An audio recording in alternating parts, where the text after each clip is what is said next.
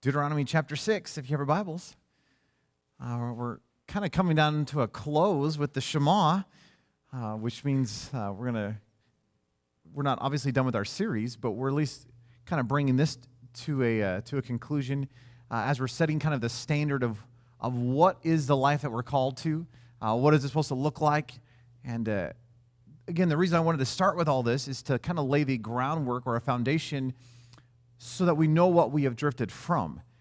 And so hopefully in the next several sessions, we'll start diving into some of that. But been looking at the Shema of Deuteronomy chapter 6. Again, Deuteronomy is the last exhortation and message of Moses. They're on the edge of the promised land. Moses is about to die, as we find out at the end of the book of Deuteronomy. And so Moses stands up and gives this incredible three-point sermon, if you will, which is the book of Deuteronomy. So if you think our sermons are long, obviously we're just following a tradition. But nonetheless, Moses in the very beginning of the book of Deuteronomy is casting a vision, a declaration of what the whole book keeps hinting at, which is this whole idea that, hey, God is your God, and you are to love God with absolutely everything. And so again, I just want to start with reading the Shema of Deuteronomy chapter 6, just so it's in front of us, and then I want to walk through it again with you. So this is what Moses writes. He says, "Hear, or Shema, O Israel, the Lord is our God, the Lord is one. And you shall love the Lord your God with all of your heart and with all of your soul and with all of your might." Just for some quick review, we've been talking about this idea of this exclusivity of devotion. That what Moses is calling us to is not a half-hearted devotion. It's not a, well, hey, you should just come to church and, tip your hat to God and nod along and know when to stand and know when to sit and know the right phraseology, but go ahead and do whatever you want.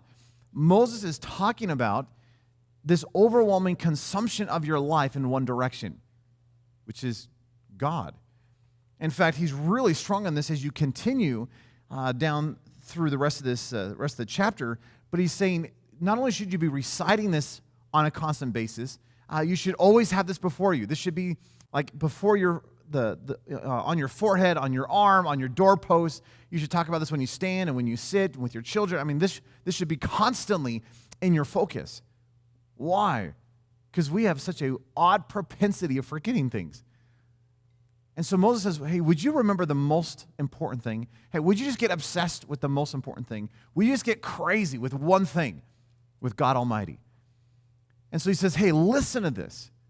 And again, not just hear it in the sense of sound, but would you come under the authority of this? Hey, would you actually become obedient and do this very thing? Well, what am I called to do? Well, he starts off and says, well, you should love the Lord your God with all of your heart. And as we looked at this idea of heart is not just your blood-pumping organ. It's not even just your emotions and your conscience. The Hebraic idea was that the heart was the mind, the will, the emotions, the desires, the intentions. That whole reality is a part of your heart. It's your inner self. It's the reality of who you are. And so Moses says, hey, would you love God with just the essence of your life, the very inner reality of your being? Would you just go crazy and love God with all of it? And again, we haven't looked at the word all, but the word all in Hebrew, you know what the word means? Yeah, it means all. So the totality of your heart should be given unto the Lord. And it's not just your heart, but it's also the idea of your soul, which, as we were looking at last time, is not just your emotions and your will and that kind of stuff that we've typically thought of the soul as, but it's the totality of who you are. So it is that inner life stuff of the heart, but it also includes your physical, which is still a little strange. I understand that. So as you're working through this, Moses says you're to love God with all of your heart, the very depth of your being, the very essence of who you are, that you're to love him with the totality of your life, so your physical and your internal. And then he comes to the third one in the passage, which is you're to love God with all of your might. Or some translations say with all of your strength. And again, I don't know what you think of when you hear the word might or the word strength, but the modern conception of all this, right, is muscles. I go down to the gym. Why? I'm working on my strength training. I am building my might. It's my ability. It's my kind of stuff. And strangely, that's not what this is. Which is, this whole Shema thing is driving me crazy. Because everything that I presumed that the heart, the soul, and the strength it's not that. In fact, what the soul is really the heart, and what the strength is really your soul. And so it's like, I feel like Moses is getting all this, he's like one step behind, or one step ahead, however you want to, I guess, perspective is. So he talks about the inner life stuff with the heart, which includes your mind, right? A will, emotions, desires, all that stuff, which is what I've always called the soul. But the soul is that plus the physical, which includes the strength, muscle stuff. Like it's all, your whole physicality. It's your weaknesses. So everything about your life is what the Hebrews would call the soul. So then what is the strength? Okay, so you ready for this? This is just fun. So the word might, or the word strength in Hebrew is mahod. And the whole idea of this mahod, and this is going to be a little weird, so grammar people, nerdy people, stay, keep your excitement, okay? Everyone else just hang tight for half a second. The word mahod, it shows up nearly 300 times in the Old Testament, and the way it's used in the Old Testament is that it's an adverb. So 90% of you have no idea what I'm talking about, and 10% of you have like this ho going on in your faces. That's good. At least someone's listening, right? The word, an adverb is a descriptive thing, right? It gives description to a verb, which makes this weird. So, as an adverb, it can be translated like exceeding or much or very.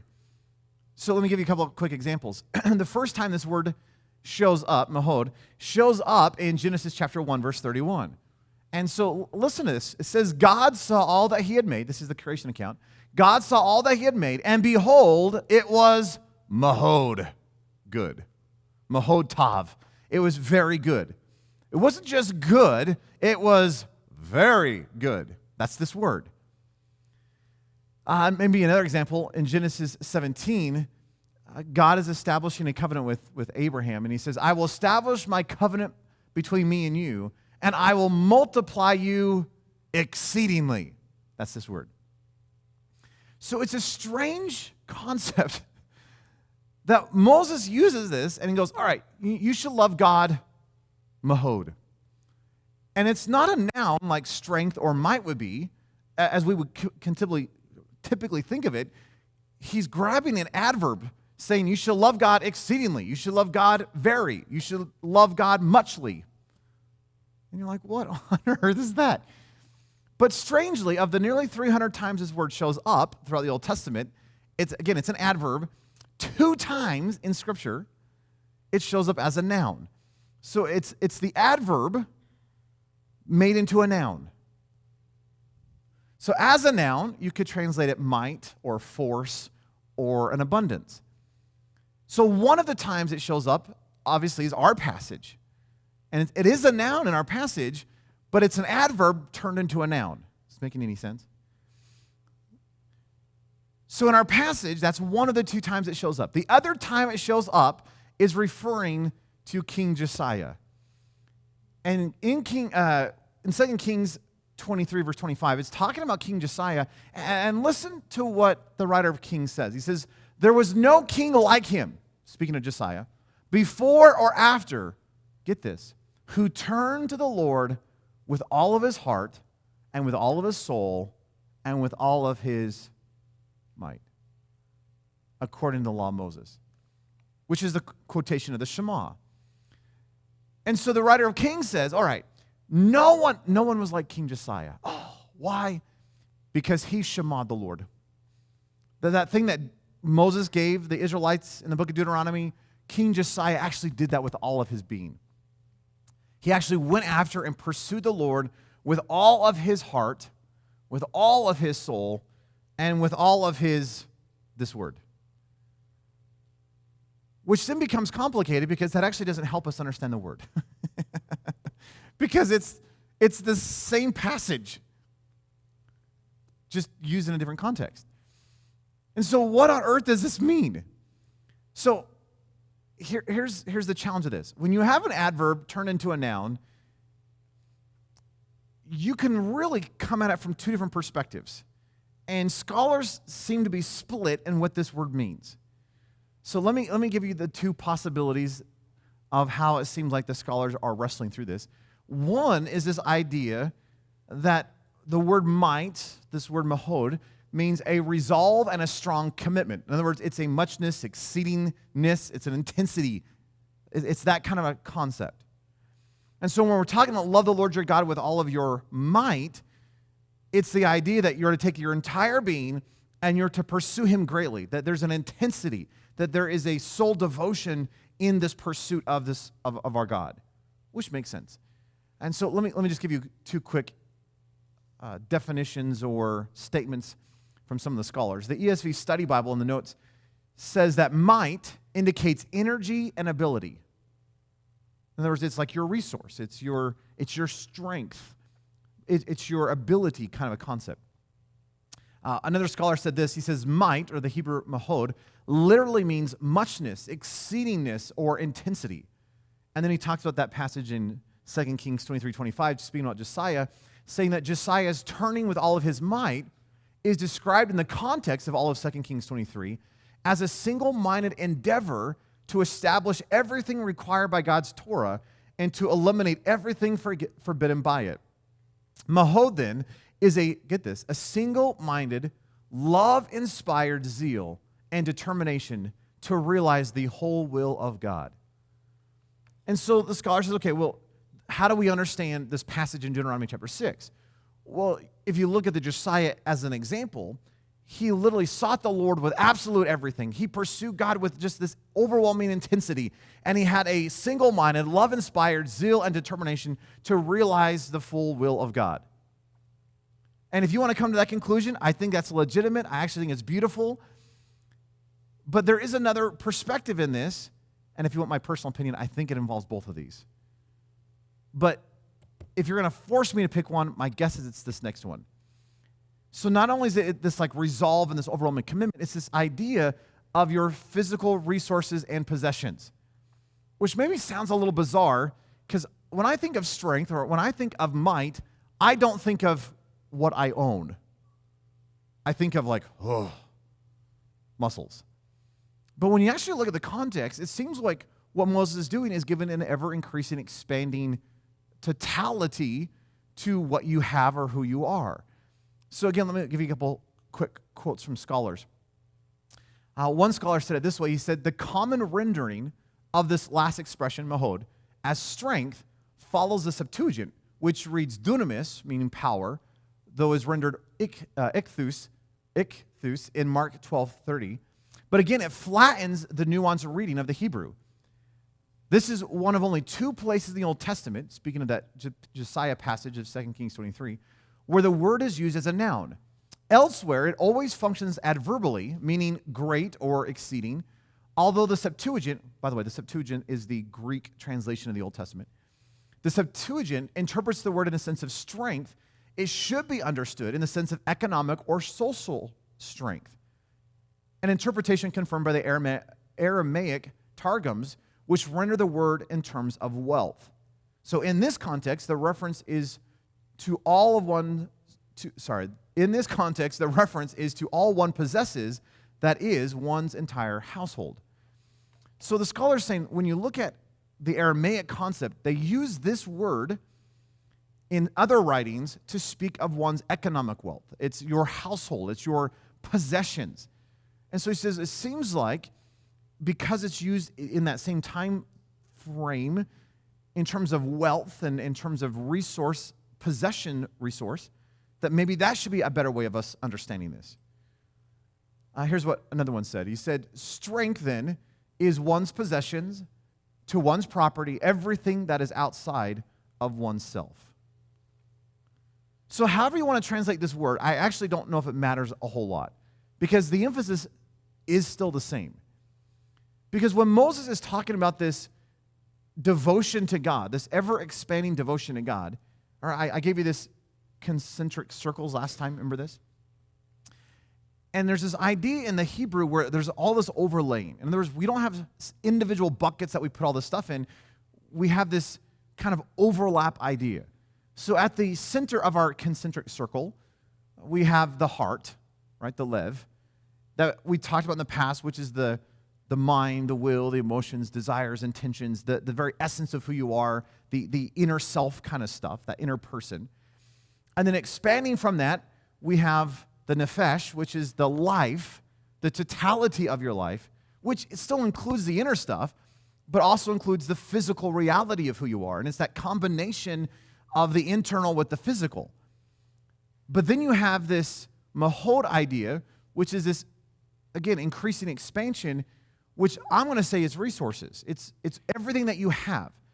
And I think in the context that makes the most sense, because it seems like what Moses is doing is he's giving this the depth of who you are, the totality of who you are, and then everything that you have. So if I can summarize this, it's like Moses saying, it's all that you are and all that you have. And with all that you are and with all that you have, you are to love God with all of it. That you are to pursue Him and have this aggressive, overwhelming devotion for Him. With the depth of your being, the totality of your being, and everything that you have should be given unto Jesus Christ. So does God get 10% of my money? No. Now, maybe you should give Him 10% of your money, but the reality is He should have all of your money. And should you give 10% to the church? Probably. Should you give $50 to the preacher? Probably. But all of your money belongs to God. Well, how much time do I give God? Do I give God 1 day of my week as a Sabbath? No, what are you talking about? All of your time belongs to God. So should you take a Sabbath? Probably. Should you rest? Probably. But you've got to realize that all of your time belongs to God. So you start to realize, what about your muscle strength? Well, I will give Him my left bicep, but my right bicep is my own. What are you talking about? Your whole body belongs to Him. You are a vessel for the King. So whether it's your inside stuff, your outside stuff, or what you have, what would it look like if you truly love God with everything? Which I think is the reason I like the concentric circle idea, because the totality of all that you are and all that you have should be given unto Christ. So bring all that back into the Shema. And by the way, if you want to translate might as this resolve and this overwhelming commitment, that still makes sense in the context. Because the reality of what Moses is doing in the Shema is that everything of who you are should be given unto the Lord. Do you see that? That what we are called to as children of the Lord, as the people of God, is that your whole life belongs to Him. So you are called to love God with absolute everything. That He should be the primary. He should be the focus. He should be the delight. He should be the throb of your heart. He should be what gets you up in the morning. He should just be the consumption of your very being. And that's what Moses is appealing to the Israelites. He's calling them to say, hey, would you have an overwhelming, exclusive devotion to your God? We have one God. Give Him everything. Hey, don't waste. Don't hold back. Don't just give Him partial. What if the totality was all of Him? To Him, for Him. In fact, that is what Paul says in Romans 11:36. And if you want a great summary passage, I keep saying this because it's one of my favorites, but if you want a great summary passage for all of Christianity, I think Romans 11:36 is a good possibility. If you want a great summary statement for your life, or your marriage, or your family, or your job, Romans 11:36 says, for from Him and through Him and to Him are all things for His glory. See, what should your life be about? From Him, through Him, to Him for His glory. What should your marriage be about? From Him, through Him, to Him for His glory. What should your family be about? From Him, through Him, to Him for His glory. What should your job, your work career supposed to be? From Him, through Him, to Him for His glory. What should your focus of the church be? From Him, through Him, to Him for His glory. See, this is all about Him. And so Moses, back in Deuteronomy, is saying, would you give God everything? Would you give God your heart, the most inner part of who you are? Would you give God not just your blood-pumping organ? Would you give Him your emotions? Would you give Him your will? Would you give Him your mind? Would you give Him your conscience? Would you let Him shape your entirety of your life, your soul? Would you give him the physical of your life, which includes the physical limitations of your life? So whether you have muscles or don't have muscles, will you give it to Jesus? Hey, whether you have a good mind or whether you don't have a good mind, will you give it to Jesus? Well, I've got a lot of talent. I have no talent. Either way, will you give it to Jesus? Would you submit yourself unto the reality of Christ? If I may put this in a New Testament context. So, that being said, if I could give a summary then, Moses says, love the Lord your God with all of your heart, the inner person, which again is your mind, will, emotions, desires, and intentions. That you're to love the Lord your God with all of your soul, which is this idea of all of who you are, which is the whole life, the inner life and the physical. That you're to love God with all of your might, which is all that you have, all of your resource, which would be your talent, your ability, your possessions, your money, or wealth, your time. All of that stuff should be his. Is that true in your life? Do you fully belong to the Lord? Have you truly consecrated and given him everything? Saying, okay, do whatever you want with this. That my resource is yours. My strength is yours. My time is yours. My energy is yours. My heart is yours. My body is yours. So, Lord, spill and spin it as you please. Have you come to that place? Maybe if I can give an NRJ amplified version of Deuteronomy. In other words, this is my expanded, amplified version of the Shema. Here's what it says. Shema, hear, O Israel, Yahweh is our God, Yahweh alone. And you shall love Yahweh your God with a covenantal, voluntary, passionate love where you worship and become more like the one you love the most. And you're to love him with all of your inner person, your mind, your will, your emotions, desires, and intentions, with the whole of your life, all of that you are, and with everything that you have, your talent, ability, possessions, money, time, etc. Is that true in your life? Have you come to the point where you've given God everything? Have you truly come to the point where you've laid your life and all that you are and all that you have before him and say, Lord, you choose. Do what you want. That I don't want to dictate my life. I want you to dictate my life. I don't want to be the center of my life. I want you to be the center of my life. I don't want to control my talent, my abilities, my money, my time, my energy, my whatever. Lord, I want to surrender them to you. Have you come to that point? Because you realize that as a Christian, our life is one of surrender. Our life is one of abiding. Our life is one of dependence. And we are called to seek first him and his kingdom. We are called to make him the very center of our being. And if you remember, Jesus was asked, hey, Jesus, what is the greatest commandment? If you were to summarize the entirety of the Old Testament, how would you summarize it? And Jesus says, I'll tell you what, this. Go crazy about God. Give him everything. Don't hold back. And so if I may encourage you, we're talking in this series about this idea of soul drift. Do you realize most of us have drifted somehow from this? That we may give God a piece of our life, but we really struggle giving him the totality of our life. Okay, God, you can have my will, but I want my emotions. Well, Lord, you've given me talent. So surely you want me to use my talent for you. Do you know what he actually wants? He wants all of you. And yes, he may have given you talent, and yes, he's given you a personality, and yes, he has given you weird quirks. Because if you think you don't have weird quirks, you're the weirdest one in this room, Eric. Praise the Lord. But do you realize that yes, he may have given you things, he may have given you strength, he may have given you a sharp intellectual mind, but all of that must be submitted under the reality of Christ. That though he may have given it to you, would you give it back to him? And say, whether you use my talent or don't use my talent, I trust you. Whether you want to use my ability or don't use my ability, I trust you. You realize that he doesn't need your talent. He doesn't need your ability. Jesus says he could take you remember this whole story? He's on the Mount of Olives, and the religious leaders are getting frustrated, that everyone's crying out Hosanna and worshiping. And Jesus says, if they're quiet, even the rocks will cry out. That God can even take the rocks and make them sound better than the sons of Abraham. I mean, he doesn't need us. He has angels at his beck and call. But he does want us. But the reality is he doesn't need your talent. He may have given you talent, but he doesn't need your talent.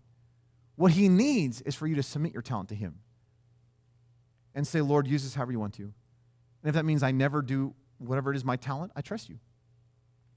And if you allow me to do whatever my talent is, I trust you. Lord, here's my money. If you want to use my money and just spend my money all over the place, I trust you. Lord, if you want to take my energy, and if you want to take my time, if you want to take my giftings, if you want to take my emotions, if you want to take... I think we as a Christian culture have taken the command to be obsessed and to love God with everything. And we've tried to piece it out saying, all right, I'll give God this. I'm keeping this. One for him, one for me, one for him, two for me, one for him, right? But do you realize that he wants everything? Is it possible for your life to be from him and through him and to him for his glory? But that would require you to come in a heart of consecration, a heart of surrender that says, Lord, here I am. And what would it look like in your life if you had a burn, a covenantal, voluntary, but passionate love for God in every area of your life? That you weren't holding back. You were all in. You were aggressive in your pursuit of him. You were obsessed in your love for him. By the way, if you found someone who lived like this, do you know what we would have to call them? I think we would have to call them a Christian, wouldn't we? Are you really a Christian? Are you really pursuing? Let's pray. Lord, maybe this is for nobody else in the room, but Lord, you have called us to an exclusivity of devotion. A total, overwhelming commitment unto you. And Lord, the sad reality is that we as the body of Christ have gotten so distracted and so allured by the things of the world that though we give you lip service and we say, I love Jesus, and wow, he has all my heart. The reality is the Lord, that we have drifted from that reality. The reality is we are not content just to be obsessed with you. Lord, somehow we have allowed our souls, our lives to still proclaim you, but still do our own thing. So Lord, what would it look like if we came humbly before you?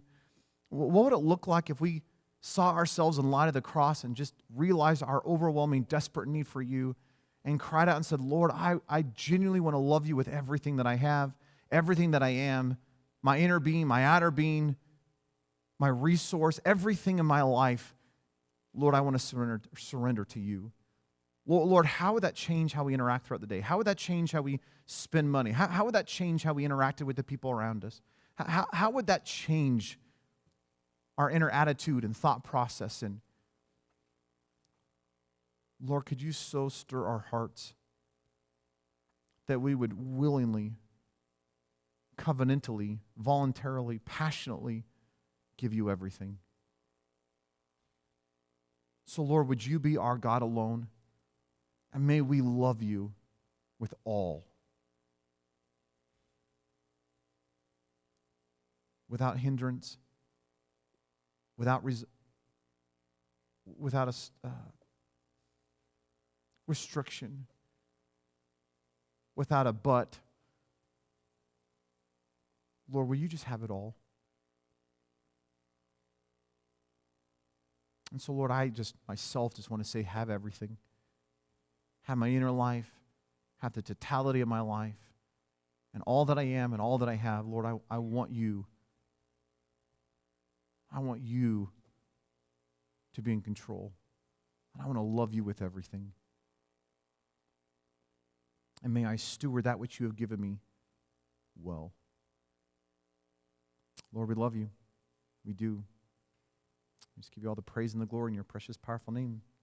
Amen.